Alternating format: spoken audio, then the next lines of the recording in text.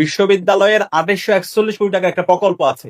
আমি ঢাকা বিশ্ববিদ্যালয়ের শিক্ষার্থীদেরকে অনুরোধ করবো এই প্রকল্প বাস্তবায়ন করার জন্য আমাদেরকে একসাথে কাজ করতে হবে।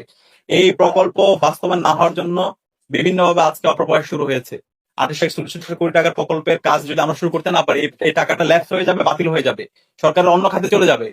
তো এই টাকার আমরা দেখতে পাচ্ছি বিশ্ববিদ্যালয় প্রশাসন তারা আবার রিভিউর জন্য তারা পাঠাচ্ছে। তো এইভাবে যদি রিভিউ হয় এবং নির্ধারিত সময় টাকা যদি খরচ করতে না পারে, টাকা ল্যাপস হয়ে যেতে পারে। তো এই প্রজেক্টের আওতায় আপনারা জানেন বিশ্ববিদ্যালয়ে ছাত্রীদের জন্য 5টা হল, ছাত্রদের জন্য 5টা হল, 10টা হল নির্মাণ হবে। এই 10টা হল নির্মাণ হলে আমার এই ক্যাম্পাসে আর কোনো আবাসন সংকট থাকবে না।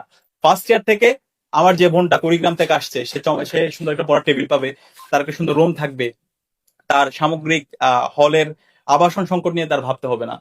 তো এই আবাসন সংকট যদি না থাকে, শিক্ষার্থীরা চমৎকারভাবে সে পড়াশোনা করতে পারবে এবং বিশ্ববিদ্যালয়ে তার যে মূল কাজ গবেষণা করা, পড়াশোনা করা এবং আগামীর জন্য নিজেকে প্রস্তুত করে সে কাজটা সে ঠিক মতো করতে পারবে।